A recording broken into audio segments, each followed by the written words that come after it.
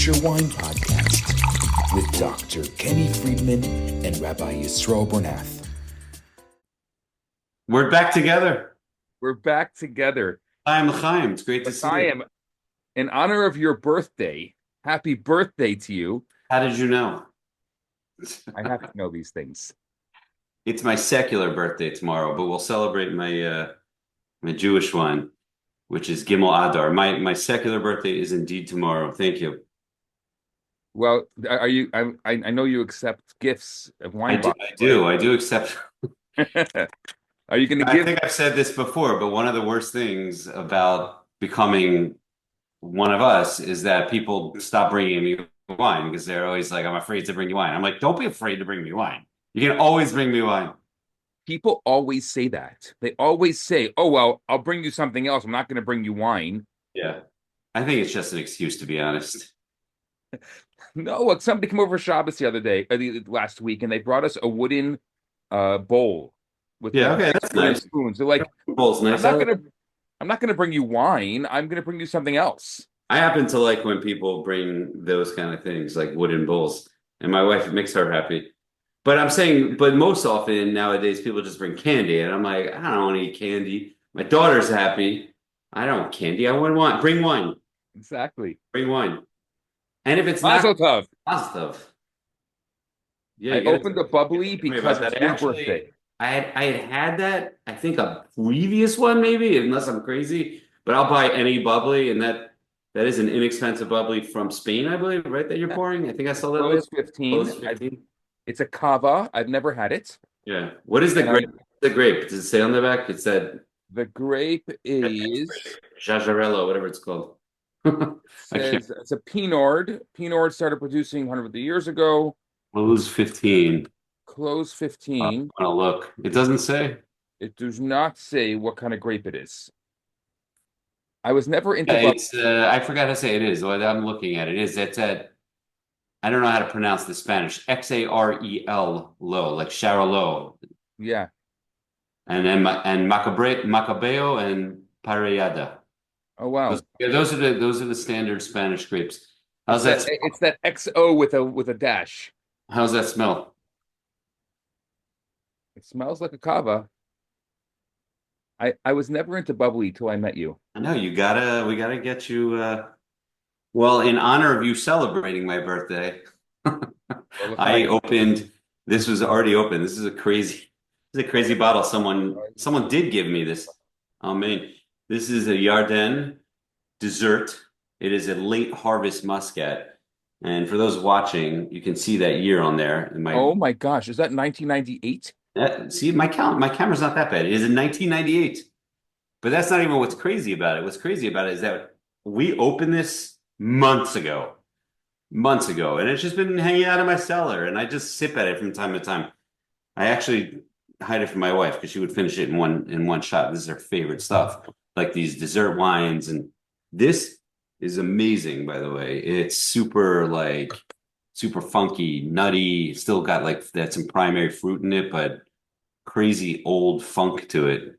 I love it. It's an interesting thing. People never totally understand why these wines last. I mean, this is 27 years old now, and it lasts because of the sugar, really, primarily is what preserves it. And it's last in your fridge. It's so good. It's so good. I can't think of a better way to celebrate your secular birthday. Thank you. What are you going to do for my Jewish birthday? We're going to have to open a red for your Jewish birthday. Am I going to see you next? You know what? I haven't even settled my plans yet. But am I going to see you at KFWE in New York? I mean, I'm scheduled there. Right. I'm being there. I hope I'm going to be. I plan to be there. I really hope that you're there. Yeah, we should, and we should schmooze up some people for the pod. That's coming up Monday. I think today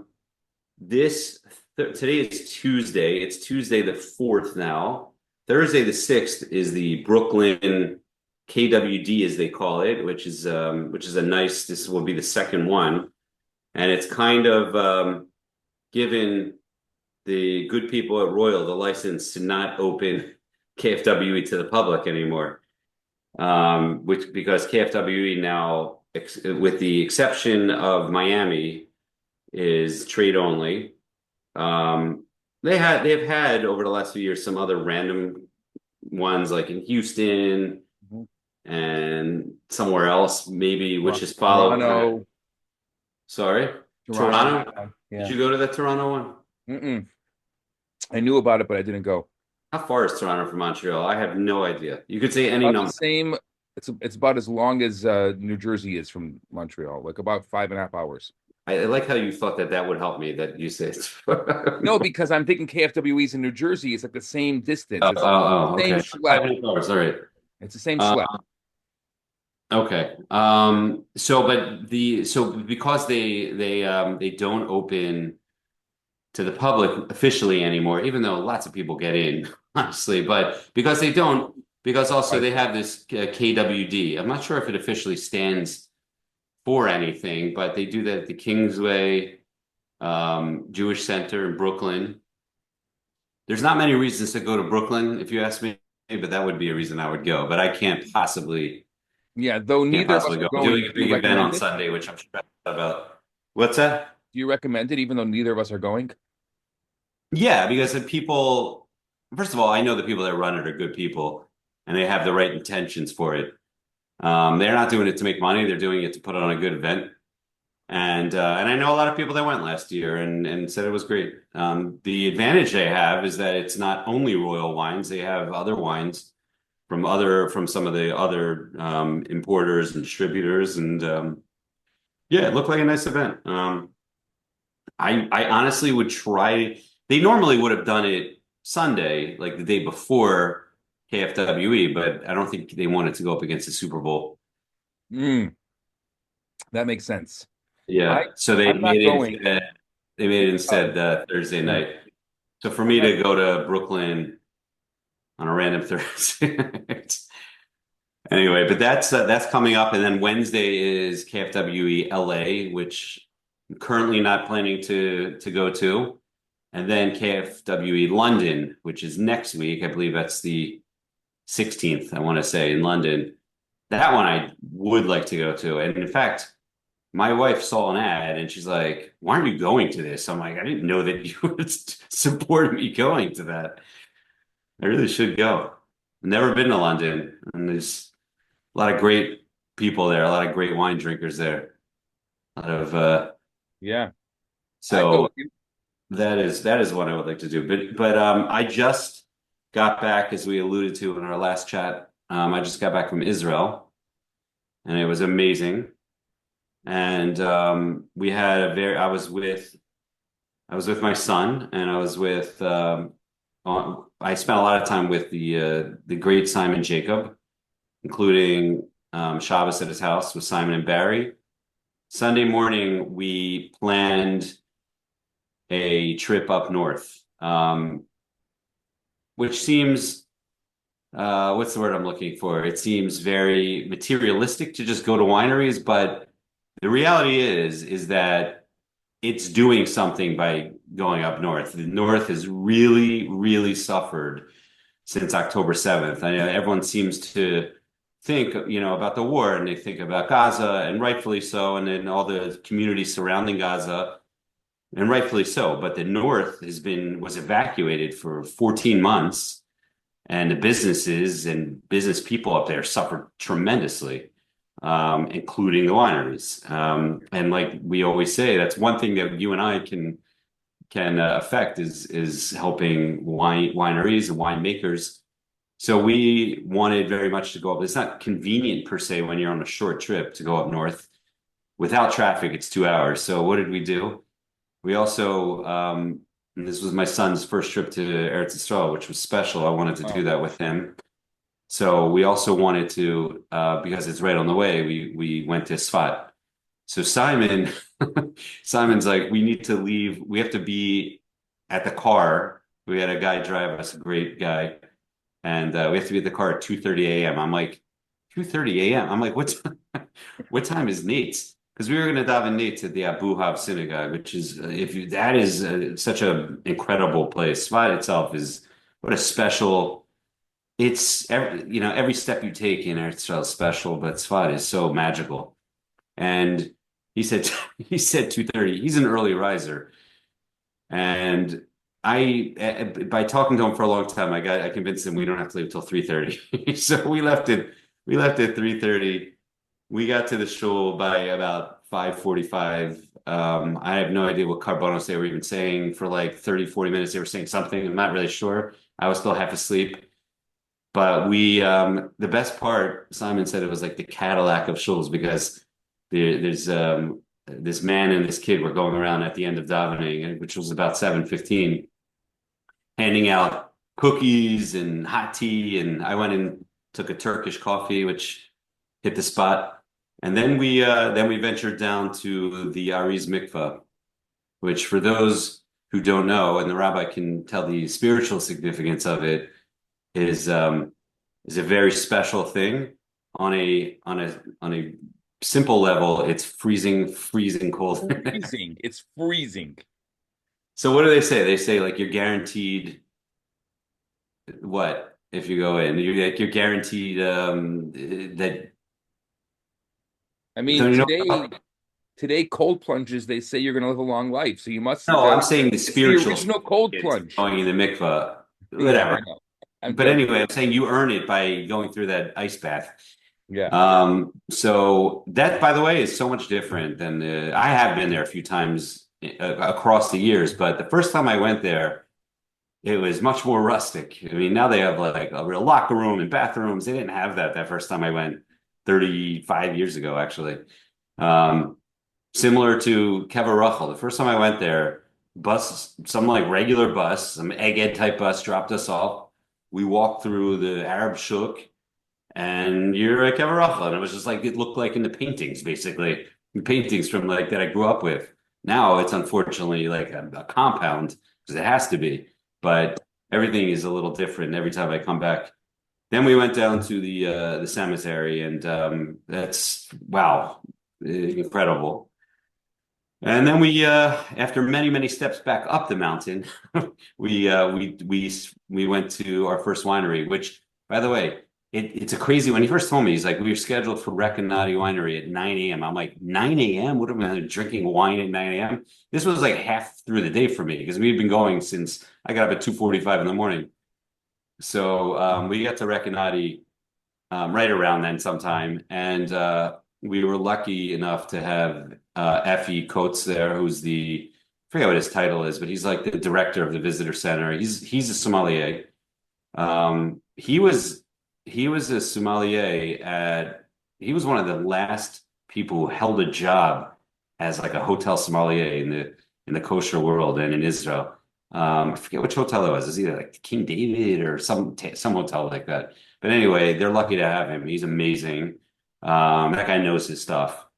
Recanati just completed their new visitor center, and it's spectacular. It is beautiful.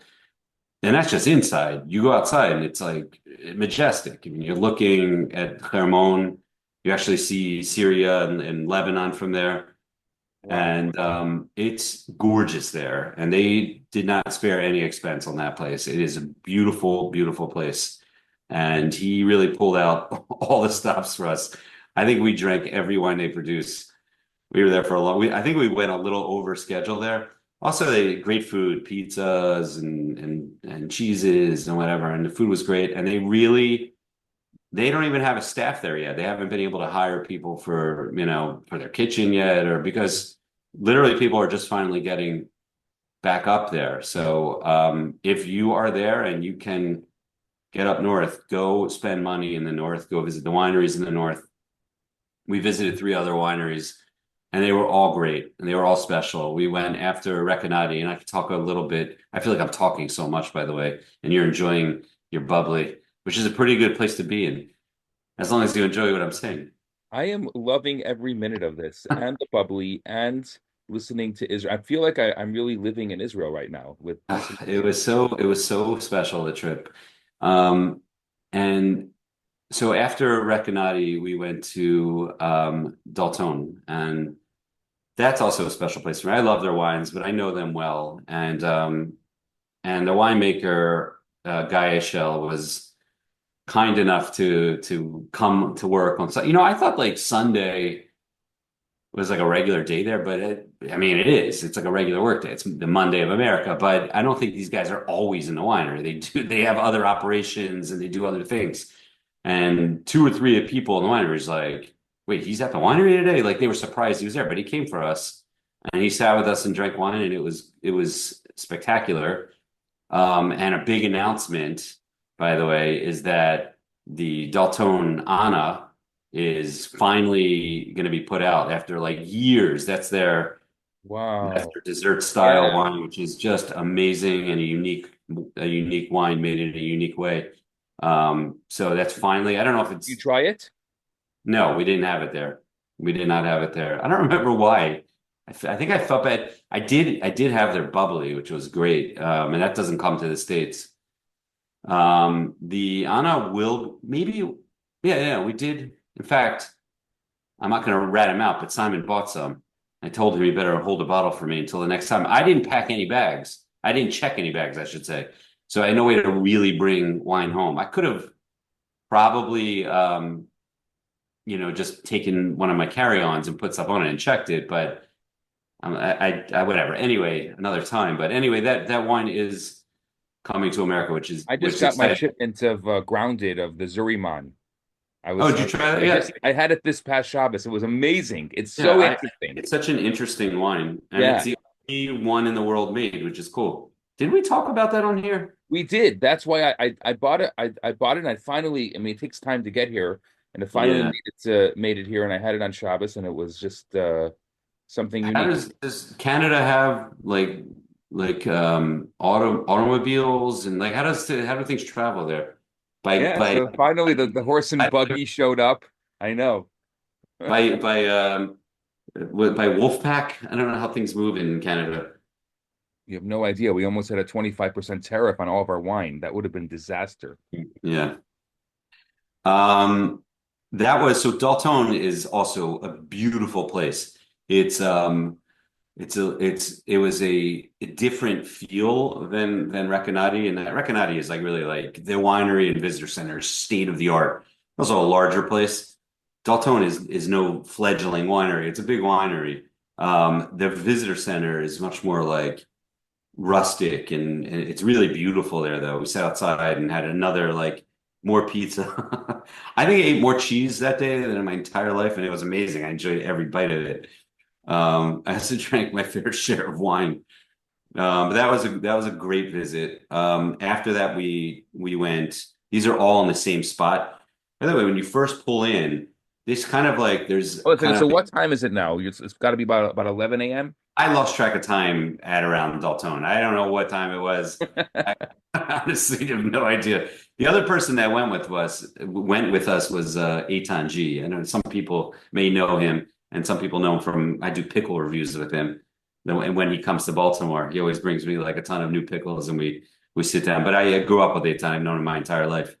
He now lives in Israel. Eitan is relatively famous for being a Jewish rapper and longtime part of Shlock Rock, Wow. which I'm sure you know Shlock Rock, right? I mean, I haven't heard that name in a long time. Yeah. Right. Well, they're still around. Lenny's doing great. They're all in Israel, basically, including Eitan. So, but Eitan was falling asleep at every single winery because he didn't sleep the night before. At least he claims that. So we have a lot of funny pictures of him sleeping. He's also not really a wine drinker so much, but he's a people person. He loved it anyway. But we at Deltone, I'm thinking, I don't know, that was somewhere between like noon and 2 around that time frame. Then we went to Netofa. And I know we were at Netofa around we davened Mincha and Marv at Netofa. So that must have been around It's a 5:30. good thing that you pray. Otherwise, you wouldn't have known the times. You're like, It was a good thing the someone morning told was me. this, the afternoon was this.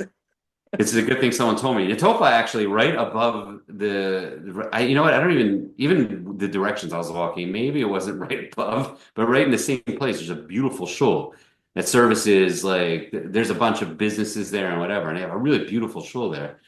I was like, he's like, we're going to Daven Mincha, and I expected it to be like 10 guys in the side room or something like that. I walk into this massive, beautiful shul.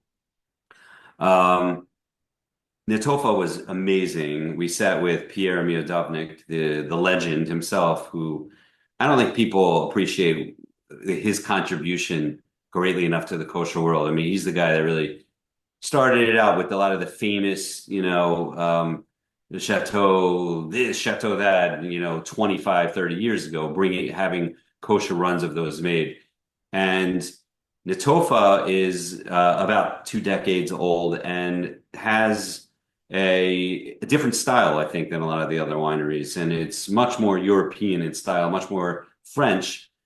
Pierre himself, as you could probably tell by his name, is French and a real mensch, gentleman person, frum guy, and really lovely to sit with him. I never met him in person, and that was very special.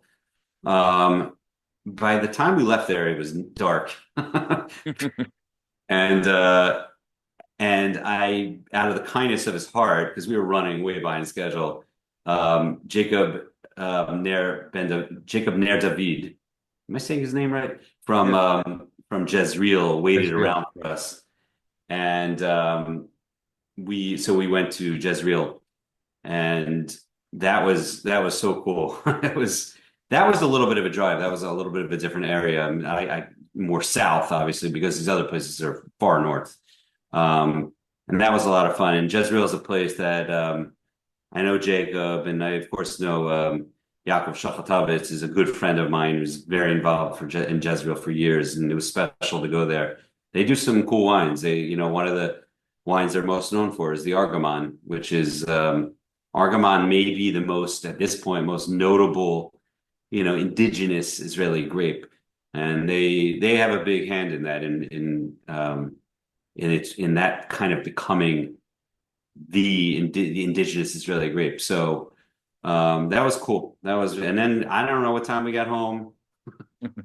I don't remember, but I ended up going somewhere even after we got back. So that was a day. That was a day. Wow. But Israel was very, very special. So And you ended up visiting 4 wineries while you were there. 4 wineries. Yeah, it was a packed day.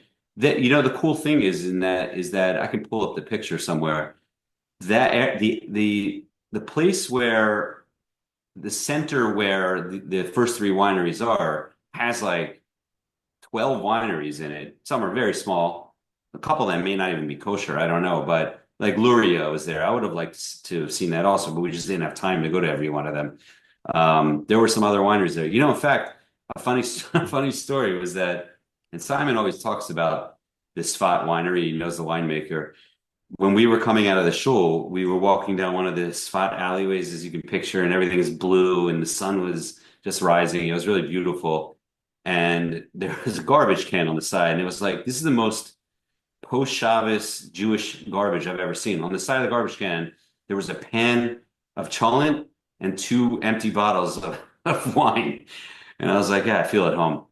It was 2 bottles, and it was from that Spot Winery. And I was like, why don't we go to? He's like, yeah, he's not. Either he was in shul then. I would have loved to have seen his winery in Spot. Very small operation, but that's a cool thing. Absolutely. Wow. What a trip. What have you been up to? Now that I've been talking for 20 straight minutes. Wow. Wow. Now I want to go to Israel. There was much more wine and much more amazing things, but that was specific my winery trips, and it was really, really special. And a lot of people think I've been to every winery in Israel. Far from it. For most of the last 25 years, I didn't travel that much. I raised kids and paid tuition. That's what I've been doing. But it was amazing. It was amazing. My son loved every second of it. So it was great. I don't know. Thanks to my wife for letting me take that trip. Thanks to Simon for arranging that. It was really, what a day. Thanks for talking about it for the last. Blown away. I'm blown away. Wow. So at Recanati, the couple of the wines that I tasted that I found really the most, not interesting, or they weren't the most expensive. but I was kind of blown away by, I don't think it even comes here. Is the first one we had was the least expensive wine they produce. It's called Yonatan.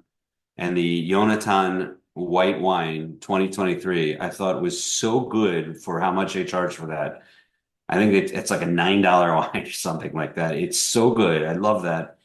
And I love they had they call it a French blend. They just put out a 2024 French blend. It's a semi-sweet wine. I thought it was beautiful. That their wines are great. I just like that's I got to actually meet Kobe Arviv, the winemaker. He happened to be there. He was sitting, I found him in his office and we harassed him in his office. So he's great also. And I think he's a great winemaker. Recanati just I think the common denominator in all these wineries is they're all very consistent in making good wines, like top to bottom, like they're inexpensive wines, or it's always I think the note of a great winery is how good are their entry level wines. That's Everyone can interesting. make a great hundred Yes, wine, but make a great $10 wine. I agree with you. Like this, like this bubbly here. It's pretty Yeah, good. that's It's really good. Yeah.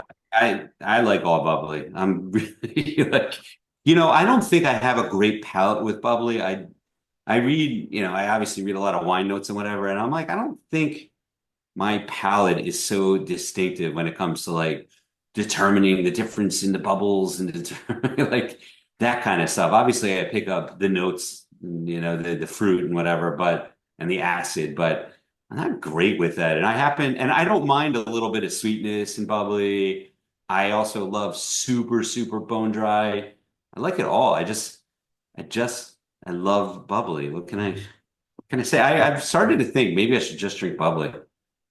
The problem is you're going to have on your hands right now is that you just opened a bubbly on a Tuesday night that you're going to have to, you're going to have to finish. Of course I'm gonna finish. I'm gonna finish it while I'm sitting here with you.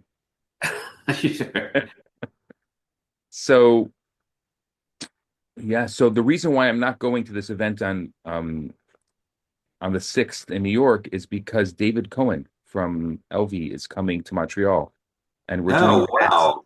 So lucky. Yeah, you mentioned Yeah, that. Awesome. here, check out the Oh, look at you. You're so technical with your screen share. I know, right? Come on, hello. I gotta make my thing bigger. I have it only on part of the screen here. Look at our menu here. Also, I want to see I'm equally interested in the food. Yeah. Uh, Menu and program. An edible tablescape. I love the wording already. A freshly baked bread, vine ripened tomatoes, and aromatic herbs. And you're having that with Vina Encina Blanco 23. That's a good example also of like it's a $10 wine. That's always very I solid. love that wine. Yeah, absolutely. So they're another example of a winery that really never misses. They make every single wine they make is good.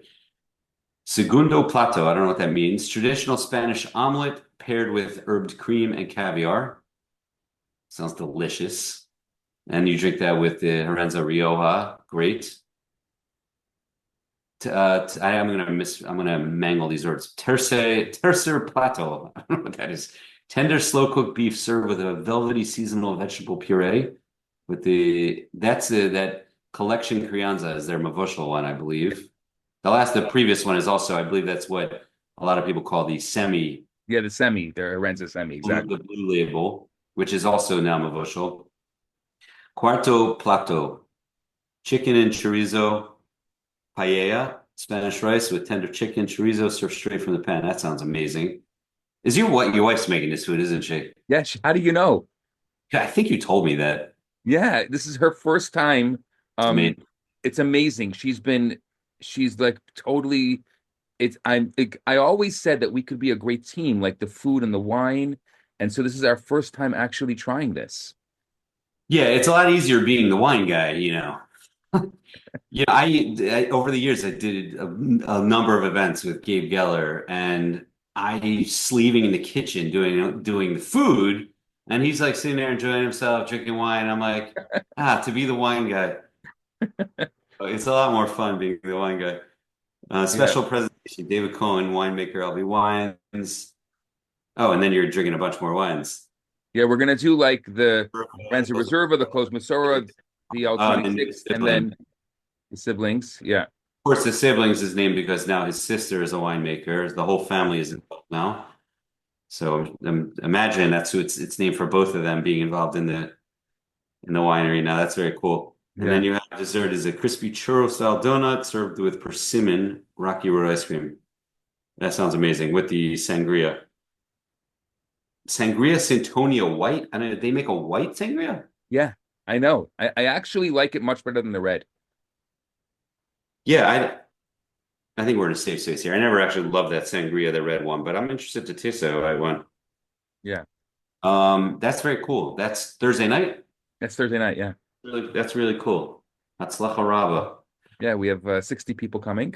We're Easy. full house, 60 people. and we have a live jazz band. That's amazing. They're doing flamenco because Spanish style. That's amazing. That's a great idea. Love it. I love it. I love the event planning and the whatever as much as I do. I love that stuff. Yeah. I'm doing a big event on Sunday where I'm doing the food and the wine. I don't have the wine list yet, but I have my general. It's a private, like someone hired me in the DC area to do a party, and I'm excited by it. Speak up. What kind of food? Come on. I want to salivate. Really decided yet, but we're doing. First of all, I haven't had a chance to write up the fancy names yet. So my names aren't going to sound as fancy. I have somebody. I wrote. This is what I've written for seared cod fish tacos. We're doing dairy fish, by the way. Seared cod fish tacos with ginger mango slaw and avocado crema. We're doing vegetable pot stickers with a garlic soy dipping sauce. I'm bringing my guy from Baltimore who I've discovered, and I'm going to make him a superstar. He makes artisanal pizzas, and he does it on site. He uses a 3-day fermented dough, and he's making what he calls truffle bliss, which is a white slice, mushrooms, jalapeno, mozzarella, Brussels, and truffle oil. He's making one he calls pesto prima, which is basil pesto, brown tomato, and his classic cheese. So we're gonna also be pumping out fresh pizzas. The soup, I'm doing a ginger carrot soup, which is interesting. I'm gonna make that before because I've never made it before. I'm gonna make it probably tomorrow to try it out. And what's cool is I haven't done that many events that were dairy, so I'd like to be able to use cheese and whatever in things. We're doing. People are salivating like me. You should follow Kenny on Instagram because he usually posts the pics and as he's doing it. It's amazing. I do. Thank you. This is interesting. We're doing a stuffed sweet potato with burrata, sage pesto, and toasted walnuts. It's really delicious, by the way. So I can use burrata, like I said.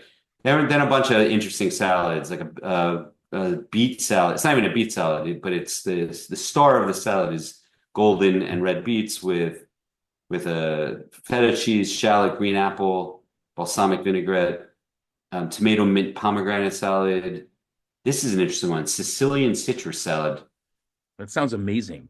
Yeah, I'm not sure. It looked really cool. I saw it and I'm like, I think I'm going to make that. Is that like you were like scrolling Instagram and you're like, oh, that looks good. Let's make that. No, I like looking through all these. I'm sure your wife does the same thing. I like look through just like for interesting. I'm going to look it up again. It's not Sicilian citrus salad. Is she cooking already? Like, here it is. She's already currently cooking. Literally, she's in the other room now cooking. It's amazing. Sicilian. So it's navel oranges, blood oranges, caracara oranges, grapefruit, but then it's red onion, fennel, celery, olives, and stuff like radicchio for like the greenery. Oh, it's amazing. It sounds really good. And like red wine vinegar. Yeah, it does sound good. That sounds good. It looks really good. It's beautiful. I like color, it's like, yeah. My friends is always like, everything everyone makes is brown. Like, so I always think of that when I'm making food. I always like try to make stuff with like at least a punch of color to it. You ever notice that? Like, go to a Kiddush on Shabbos. It's like, look at the table. Everything's brown. Beige, brown. It's very Ashkenazic style eating. Is like I try to get away from that. I don't even like that food anymore. But like cholent, I think kugel, I think living in crackers, Montreal, it's all living in brown. Montreal, yeah, we're Yeah. very Sephardic influenced here. So Yeah. it's just part of the culture here is that there's not so much Ashkenazic food. I mean, there is. Montreal's known for a lot of Ashkenazi food like bagels, but there's also like a lot of really good Sephardic flair, and we're used to it. Like regular Shabbat dinner. I mean, salaquit is a regular staple. Which is what? It's a better version of mapucha. What makes it different? It's just like it's the tomatoes slow cooked for like 4 days. You know what they say? Like you start preparing for Shabbos on Wednesday. That's what the Moroccans do. How do you spell that? I gotta make this. Salad quit. S- Cuit. Like salad, like the Hebrew Yeah, word? like salad. And then what's the second word? Quit? Cuit, I think is quit. Salad tweet. Oh, salad tweet is what you're saying. No, quit with the C. Oh, okay. No wonder. Because the Islamic prayer came up. I was like, I don't think Moroccans that are listening, you should tweet. you know there's that thing on Instagram where you could become a good Sephardic. You know, there's a whole somebody made a really great little funny meme ad about Duolingo about like how to be a good Sephardic. I feel like this needs to be one of the ads for that Duolingo. How do you say salad quit? You and I talking about Sephardic words. Yes, to Ashkenaz That looks botching up amazing. Sephardic words. When I was at Simon and Barry's on Friday night, when I was at Simon and Barry, I think you're freezing up a little bit, by Oh, the way, because I missed like the last thing you said. Um, is it working on your end? yeah, it's fine now. Okay. I'm getting like a delayed thing. When I was at Simon and Barry's on Friday night, this is I think the third time I've been there. I go to the shuk before Shabbos and I always bring them salatim and sourdough and some other stuff. But I always get this like mabucha style thing. It's probably exactly what it was, this salad quiche. And I dropped a massive part of it right on my middle of my white shirt. Oh man. And I was like, oh, Baruch Hashem, I brought a second white shirt, especially since we were visiting a couple of yeshivas with my son. I just needed another shirt. But anyway, right after Shabbos, Barry calls up to me. She's like, give me that shirt. I'm cleaning. I'm like, you're not cleaning my shirt. Like, this is like real full service here. She insisted. And about an hour later, Simon brought it up spotless. I'm like, so I'm shipping all of my white shirts now to Jerusalem to Barry Jacob. Wow. Yeah, I that's am going they I'm take going to Simon's for Shabbas. This is they're Avram Avinu style people of entertaining guests. They're the best. They are the best. wow. And that's before talking about the wine. You know, the night I left, by the way, he was hosting some wine party, not necessarily an RCC, but like all those wine nerds in Israel, all of our friends there, like Avi Davidowitz and literally everyone. It happened to be Ellie Feldman, my friend from Philly, happened to be there. But I was going to the airport that night. I really Andy Sinton was there. I don't want to forget anyone's name, so I'm not going to start listing everyone. But Simon had a real crazy wine week. In fact, we had such a crazy Sunday. He forgot that he was supposed to go to Tabor on Monday, and I think he thought it was Tuesday, and then like he was like he forgot about it because we had such a crazy Sunday. So he did it on Tuesday. I think he had a podcast with Tabor, with the Or Nidbach as the winemaker there. Um, anyway, yeah, great place. And it was a special trip. I can't wait to get back already. I can't wait to get back. So I have a big reveal. Yes. After our whole podcast with Binyo, I'm going to spend a couple days with him. When are you going? I'm gonna go in like 2 weeks. Why was I not invited on this trip? I'm inviting you now. Well, look, we're going to talk off screen I'm going to see if I can do that. Really, you're going in a couple weeks. Yeah, yeah. I'm going for 3 days, That's amazing. and we're going to go to some other places together also I in have the to region. probably get on this trip. We'll I got talk. all inspired. I was like, should I That's go to amazing. KFWE LA or should I go spend some time at Yeah. Four Gates? I'm like, I'm going to Four Gates. What's the question? That's the question. That's amazing.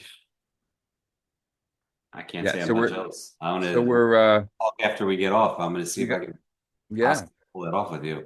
If you really kosher make it. kosher wine podcast on the road again. I that's a dream of mine to go visit him, honestly, but I'd love to. Well, we'll have There to may figure be that out some offline. Marciano in there. There may be some Marciano what? Also, a visit to Oh, you Marciano, may visit Marciano? which is really hard to get to, really hard to visit. I mean, we're gonna have to talk. That's amazing. Well, I'm looking forward to seeing you next week, I hope. Mirza Hashem. Are there any wines that you're looking forward to? Um, I'm thinking if there's gonna be any wines that are gonna be that much different than what was in Miami. I'm sure they're always much, like I've said, I don't really go to like taste wines. I don't feel like it's even a great opportunity for that. There are a couple, I'm just trying to remember. There are a couple. First of all, the new Pinto wines are going to be there. I know. Like, yeah, I don't know if Oryah will be there, but I know his wines will be there. That I'm interested to taste. That was not in Miami. Um, I saw Josh Winderman is already on his way. yes, he promised me. He promised me like all the French fancy ones I tasted in Miami because Menachem was there. He promised me, Josh, that because I am unable to get a Riesling or the Fum Blanc that he made, he promised me he was going to bring me one. I have to remind him. Is it Fume or is it Fume? It's probably Fumé. I don't know. I'm sure it's Fumé. It's actually is from Fumé. The accent's at the end. Yeah. Um, but in any case, he'll be pouring it there, so at least I'll taste it there.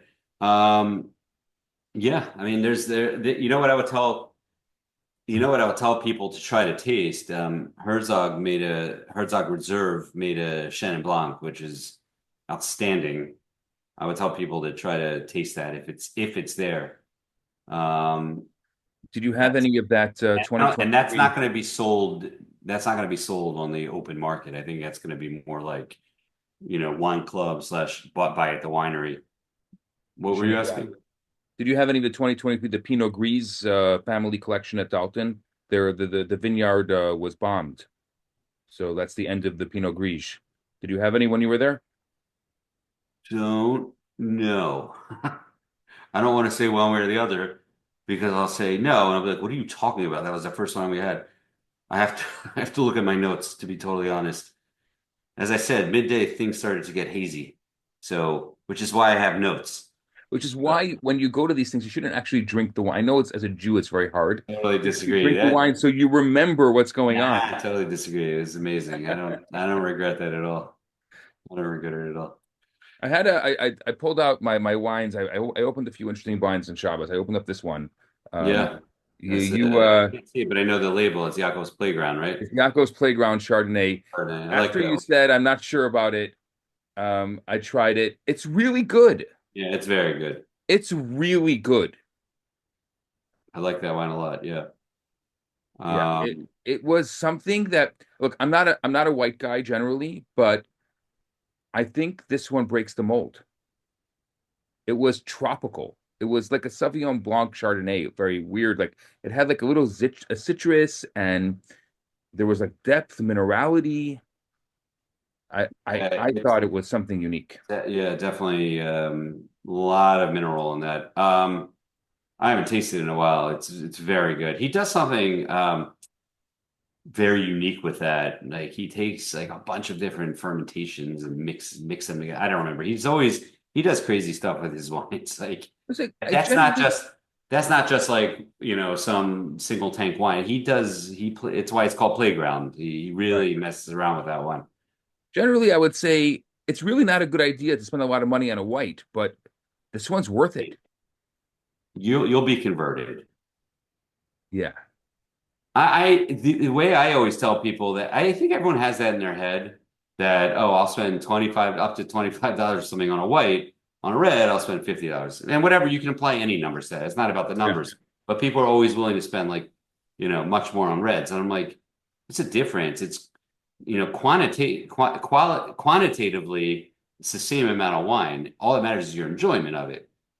If you're worried about like the aging thing and whatever, that's maybe a different story. But that's bottom line is, that's you. I get very often more enjoyment out of a bottle of white. So I'm like, why wouldn't I spend at least the same amount I would spend on a bottle of red? It's But just for that's some me. reason people are like, why would I spend a lot of money on a white? But I think this one was amazing. Yeah, that's not cheap either. It's like what, like $40 maybe? Yeah, I don't something remember, like but that. something like that. Yeah, but it's I o- a good I wine. opened up this one. It's my I haven't had this. I think I had it a long time ago, but I've never bought my first time buying a wine from him, and it's actually right near where you just were. You didn't go there, I guess, because you didn't talk about it. But this one was really interesting. Yeah, The Kamisa Omega blend, the right. 2020. Kamisa is the old Delta Winery. Yeah, the Delta Winery, exactly. Yeah. Very, very woody, lots of vanilla, It's super oaky. very oaky. Yeah, I mean, I think that's the winery's reputation is big red wines with lots of oak. It was Um, very big, it's very not oak. my favorite style, but good wine's good wine. I always remember like that Kamisa Winery, formerly Delta. There was a group that went from Baltimore, and it was led by Rabbi Eichenstein. It was a name. Eichenstein is a name all over the place. His father is in Chicago, and they're kind of a dynasty. I can't remember the dynasty that he is, but in any way, they went. He took a bunch of guys, and a lot of friends of mine went. And anytime these guys go on these things, they're always texting me pictures of the bottles. I'm sure you get the same thing. All the time. And Yeah, I'm like, why'd you guys decide to go there? Not there over anything else. And I realized because they have all the Heimish Hashkachos on the back. exactly. They won't go to every single winery, but they go to that winery. Um, It was good. It was good. yeah, yeah, The other one I opened is one that I had in my cellar, and I had bought it a long time ago. It's interesting. It says I bought it in New York, and it says for sale in New York State only, which was interesting to me. really, Um, 2017 Goblet Pinot. yeah, yeah. That's Yankee Drew's wine. Yeah, exactly. What Yankee what Doodle. what um what vintage did you say? 2017? 2017. Interesting. Yeah. How was that? That's getting old. Yeah, I mean, I like Pinots. Do you like Pinots? I love Pinot. I like Pinots. It's very subtle. It was like red cherry. It was definitely, I'm not saying at its peak, but right around there. Like I think it's getting towards its peak. Like very red cherry, very raspberry, earthy undertones. Yeah. Sounds like a Pinot. I never had that exact bottle. Yeah, it And was he's a great mensch, Yankee Drew. He makes really good wines. That used to be I don't know exactly his story nowadays, but he used to be making these wines out of City Winery in New York. And it probably has that label on it because they probably were only really selling it out of the place. City Winery is a very interesting place. It's like owned by Jews, and they very much go out of their way to have like even not even Israeli wines, but like kosher wines. But it's not a kosher place. But right. it's like it's not a small club, but they have lots of live music there. It's a very cool place, and it seats, I don't know, X hundred people, but they also make their own wine. And he was making kosher wines out of that place for a while. I don't know if he still is. Maybe we should get him on the podcast. He seems like a really interesting He's guy. And this was I think he's a very humble person, and he's not like a podcaster. Not that you can't be humble and be on here, but like I don't think I could convince him to. He's a very interesting guy. I would love to get him on. we're so unarming. Like I think that Agreed. it's easy. We're just having a conversation. Agreed. Well, I he don't know. looks cute. He's got a big beard. We could call it two. We could call it two beards and a bald guy. That's funny. Absolutely. I also have the bald problem. I think he does too, Problem actually. or good thing. So I like the Eola. I usually buy the Eola Hills, Uh-huh. and that's like my go-to Pinot. And then I had this one, and yeah, it's different. Not what I expected. Yeah, it's a different style. Yeah, I had that narrow bridge. Did I talk about that? Did we talk Mm-mm. about that? No, tell me. Wrote about it.